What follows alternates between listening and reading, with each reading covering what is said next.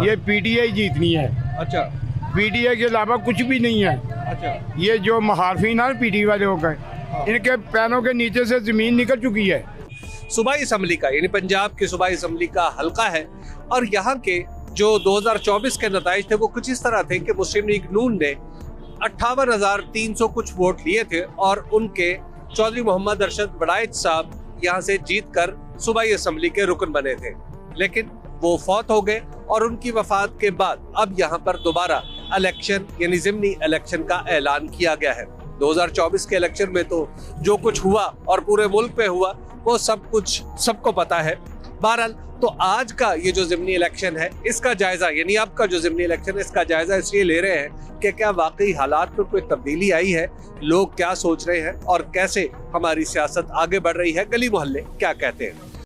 अस्सलाम वालेकुम नाज़रीन का संबड़ियाल में एक पीपी का जो एक यानी प्रोविंशियल असम्बली जो है उसकी एक सीट खाली हुई है जिस पे इलेक्शन दोबारा होने जा रहे हैं। और जैसा कि आपको पता है कि हबीब अकरम साहब नगर जो है वो जिस तरह के 2024 के इलेक्शन में वो घूमते रहे और जगह जगह जाकर लोगों से उनकी राय पूछते रहे, आज भी वो इसी जो पीपी जो पंजाब का ये जो हलका है संबड़ियाल, यहाँ पे लोगों की राय पूछ रहे हैं कि नून लीग को वोट देंगे वो या पीटीआई को देंगे। नाज़रीन आप देखते हैं कि इस हल्के की आवाम किसको वोट देगी और इलेक्शन का जो मुमकिन रिजल्ट है वो क्या होने जा रहा है। आप जरा वीडियो देखिए फिर इसके ऊपर बात करते हैं। तो खैर 2024 में पाकिस्तान तहरीक इंसाफ के हमायत याफ्ता उम्मीदवार थे यहाँ से फ़ाखिर निशात गुमन साहब, जो दूसरे नंबर पर रहे और उन्होंने तकरीबन 49,000 वोट लिए। और फिर उसके बाद यहाँ पर तीसरे नंबर पर आने वाली पार्टी थी टीएलपी और पीपल्स पार्टी उसके बाद थी। अब क्या पोजीशन है यहाँ पर, सूरत हाल इस तरह है कि फ़ाखिर निशात गुमन साहब एक दफ़ा फिर पाकिस्तान तहरीक इंसाफ की तरफ से इलेक्शन लड़ रहे हैं, लेकिन उनका इंतखाबी निशान तो कुछ और है। जाहिर है बल्ला इस वक्त तहरीक इंसाफ के पास नहीं है और हिना अरशद वड़ाइच साहिबा अपने वालिद की जगह यहाँ पर इलेक्शन में हिस्सा ले रही हैं। तो आइए ज़रा बात करके देखते हैं कि सूरत हाल क्या है। इलेक्शन हो रहे हैं तो आलू की लग रहा है कौन जीतेगा, किनू जितना चाहिए? भाई अगे पुराना जितया सी। अच्छा, ਇਹ ਵਾ ਤਾਂ ਪਤਾ ਨਹੀਂ ਹੁਣ ਕਿਹਨੂੰ ਅੱਲਾ ਦਿੰਦਾ। ਤੁਹਾਡੀ ਕੀ ਸਲਾਹ ਹੈ? बस ਸਾਡੀ ਸਲਾਹ ਫੇਰ ਪੁਰਾਣਾ ਹੀ ਹੋਏਗਾ। अच्छा, यहाँ पे एक दफा फिर अब इलेक्शन हो रहा है और आपको क्या लग रहा है इस दफा इलेक्शन फ्री एंड फेयर होगा? इलेक्शन फ्री एंड फेयर यहाँ का ज़िमनी इलेक्शन जो बिल्कुल है। अगर तो ये फॉर्म 47 पे इन्होंने इलेक्शन लड़ना है तो मैं समझता हूँ इनको वैसे भी नॉन लीग के जो कैंडिडेट है उनका नोटिफिकेशन जारी कर देना चाहिए। इस वक्त 10 के करीब MPA, 5 MN, उनमें से 3 मिनिस्टर, खुद प्राइम मिनिस्टर उनके घर आते हैं। वो इलेक्शन जो है वो भरपूर कोशिश कर रहे हैं, लेकिन अगर आप ग्राउंड रियलिटी की बात करें, माशाल्लाह पढ़े लिखे हैं, और अगर आप ओवरऑल बात करें तो लोग 70% पीटीआई के साथ हैं। अच्छा, पीटीआई के साथ हैं। यहाँ पर सिर्फ मफाद परस्त लोग और जो बड़े बुजुर्ग हैं, मैं उनको उनके लिए अल्फाज नहीं यूज़ करूँगा, वो सिर्फ नून लीग के साथ हैं। बाकी पढ़ी लिखी यूथ जनरेशन और जो समझदार संजीदा तबका है वो पाकिस्तान तहरीक इंसाफ के उम्मीदवार को सपोर्ट कर रहा है। और मैं इनसे भी ये कहूँगा कि आपकी मेहरबानी, अगर आपने फॉर्म 47 पे इलेक्शन लड़ना है तो आप करोड़ों रुपये लोगों का ना लगवाएं, सीधा सीधा अपना नोटिफिकेशन जारी करवा लें। आपके ख्याल में कौन सी पार्टी है, ये कौन सा उम्मीदवार जिसको आप समझते हैं कि जीतना चाहिए यहाँ से? ये नवाज शरीफ जीतना चाहिए। अच्छा। मरियम नवाज जीतनी चाहिए। अच्छा, मरियम नवाज ये हक में वो ठीक है।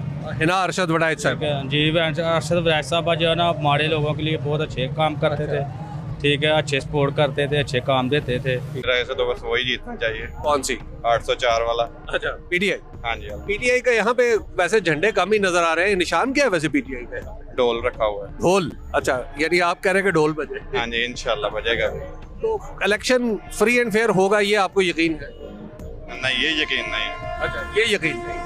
ये यकीन नहीं है, पर बजना चाहिए ढोल। इलेक्शन फ्री एंड फेयर होगा?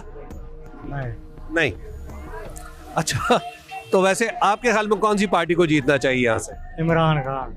सारे की आवाज़, मेरी आवाज़ बशमूल, ये पीटीआई जीतनी है। अच्छा, पीटीआई के अलावा कुछ भी नहीं है। अच्छा, ये जो मुखालफिन है पीटीआई वाले हो गए, इनके पैरों के नीचे से जमीन निकल चुकी है। अच्छा, ये जीत है सिर्फ। अच्छा, अगर ईमानदारी से, ये मस्जिद साथ में है, ईमानदारी से आज इलेक्शन करा लो, हाँ ईमानदारी से, समझ गए ना। ये 45 47 दफा 45 47 48 49 50 ये भी नहीं चलेगा। अच्छा, ये सिर्फ इंशाल्लाह ताला ये इधर ये सीट जो है ये पक्की है पीटीआई की। पीडीए जी जी। इलेक्शन वैसे ठीक हो जाएगा, आपको क्या लग रहा है? इलेक्शन इंशाल्लाह ताला ठीक होगा, नहीं तो ठीक करवा लेंगे इंशाल्लाह ताला। ताकत है चले। इमरान खान के जालों में, ताकत है। कौन सी पार्टी है जिसको जीतना चाहिए? इमरान खान को भाई। इमरान खान। जी अलहमदुलिल्लाह। अच्छा, क्यों? भाई वो हमारे दिल में रहता है। अच्छा अच्छा, ये बताइए कि आपको क्या लग रहा है, इलेक्शन फ्री एंड फेयर हो जाएगा? मुश्किल है, अच्छा, मुश्किल है, मुश्किल लग रहा है आपको? मुश्किल लग रहा है। नॉन लीग नो ली, क्यों?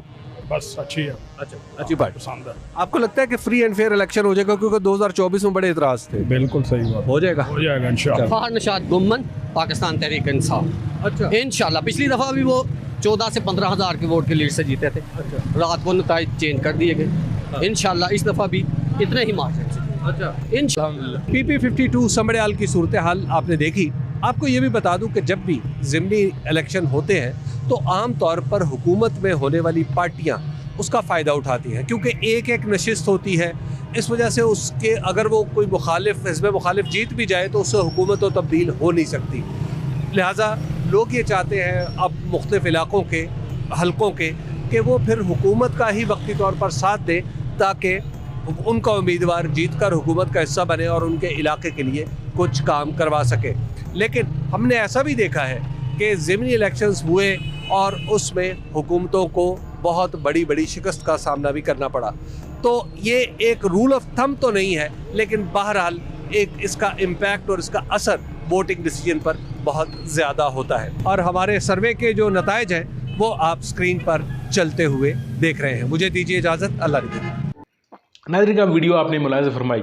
वीडियो में आपने इस तरीके से देखा कि यानी हल्के की अक्सरियत जो है, अक्सरियत PTI की तरफ रुझान रखती है, लेकिन साथ साथ उनको ये भी यकीन है कि ये जितने भी इलेक्शन होंगे इस हल्के में यानी वो गैर जानबदाराना नहीं हो सकते।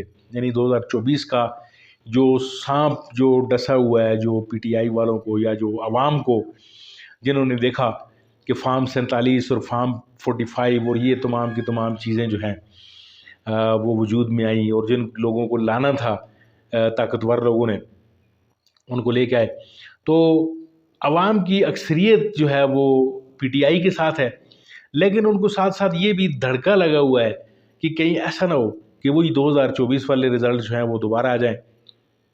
आवाम पर उम्मीद नहीं है। नाज़रीन का आप कितने पर उम्मीद हैं इस हल्के से कि PTI का गो के इसमें तनासब ज़्यादा नज़र आ रहा है, लोगों की जो राय है। और हबीब अकरम साहब जहाँ पे जाते हैं वो लोगों की राय जो है वो इस तरीके से निकाल कर बाहर लाते हैं कि उसमें फिर गलती का शायबा नहीं होता। और यही इन्होंने 2024 के इलेक्शन में भी किया था, और इन्होंने इलेक्शन से पहले नताइज बता दिए थे जो कि हूबहू वही थे। लेकिन फिर 17 सीटों वालों को लाया गया और उनको जितवा भी दिया गया और फिर उनको हुकूमत भी दे दी गई। पाकिस्तान में कुछ भी हो सकता है। आपको क्या लगता है कि क्या होगा समड़याल के हल्के में? अपनी राय का कमेंट्स में ज़रूर इज़हार कीजिएगा। यहाँ तक अगर आप मेरी वीडियो देखते हुए पहुँच आए हैं तो इसको लाइक करके जाइए, चैनल को ज़रूर सब्सक्राइब कीजिए अगर आप चैनल पर नए हैं। मिलते हैं आपके साथ किसी और वीडियो किसी और मौजू में, तब तक के लिए दीजिए इजाज़त। अल्लाह आपका हमें